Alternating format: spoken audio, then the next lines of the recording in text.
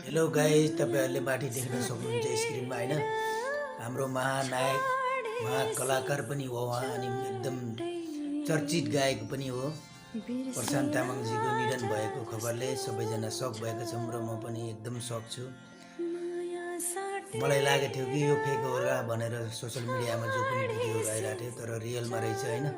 एकदम दुःख लागिरहेको छ मनदेखि चाहिँ।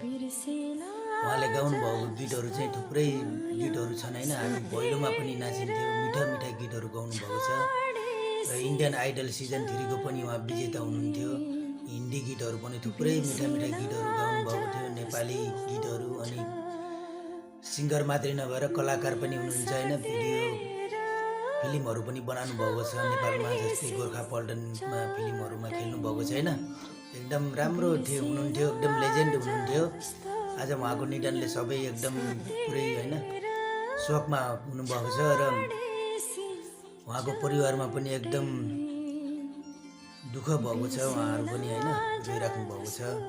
त्यही भएर हामीले हृदयदेखि चाहिँ मैले पनि त्यो परिवारलाई सहन सक्ने शक्ति दियोस् भगवानले, र मैले पनि उहाँलाई मनैदेखि वैकुण्ठमा बास होस् जे जस्तो भए पनि हैन।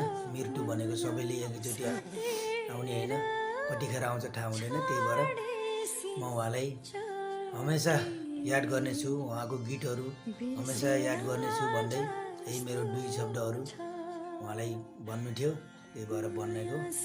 Okay, thank you so much. RIP भन्न चाहन्छु हृदयदेखि, र सधैँ याद गर्नेछु उहाँलाई, उहाँको गीतहरुलाई पनि। नमस्ते।